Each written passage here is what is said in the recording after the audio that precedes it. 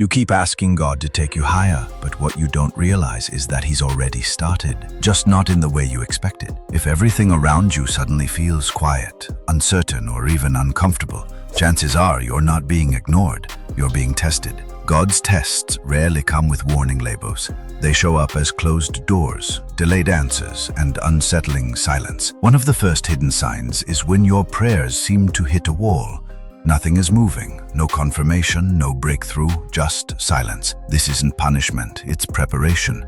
James 1:3 says the testing of your faith produces perseverance, and perseverance isn't born in comfort.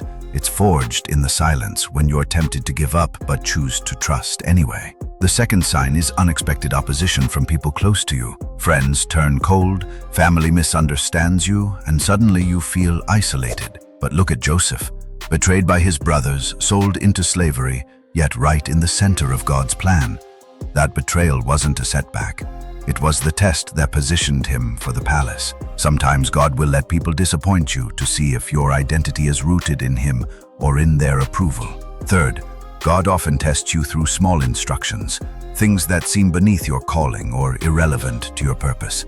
He tells you to stay when you want to leave, to give when you're barely getting by, or to forgive someone who doesn't deserve it. Remember Naaman in 2 Kings 5? Healing came not through grandeur, but through the simple, humbling act of dipping in a dirty river. Obedience in the small things reveals if you're truly submitted or just selectively loyal. The fourth sign is a sudden shift in your routine. What once worked no longer works. Your usual prayers feel dry. Your worship feels weak, and what used to give you spiritual clarity now leaves you confused. This isn't spiritual failure, it's spiritual stretching. God is upgrading your faith, pulling you out of formula and into deeper trust. He's not trying to make you comfortable, He's making you holy. Romans 12:2 reminds us to be transformed by the renewing of our mind, and sometimes God has to strip you of old patterns to birth new revelation. The final and most overlooked sign is divine delay. You're doing everything right, staying faithful, staying prayerful, but nothing's happening. That's the real test. Will you still believe when you have no reason to, when heaven feels silent and hell feels loud? God doesn't test you to watch you fail. He tests you to expose what's real. Deuteronomy 8:2 says God led Israel through the wilderness to humble them and to know what was in their hearts.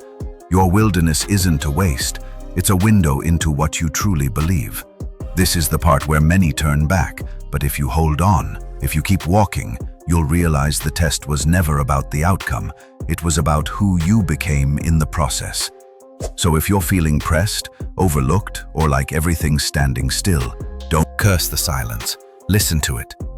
God is speaking without speaking, leading without showing, and building your future in the dark. The question isn't whether He's testing you. The real question is, will you pass?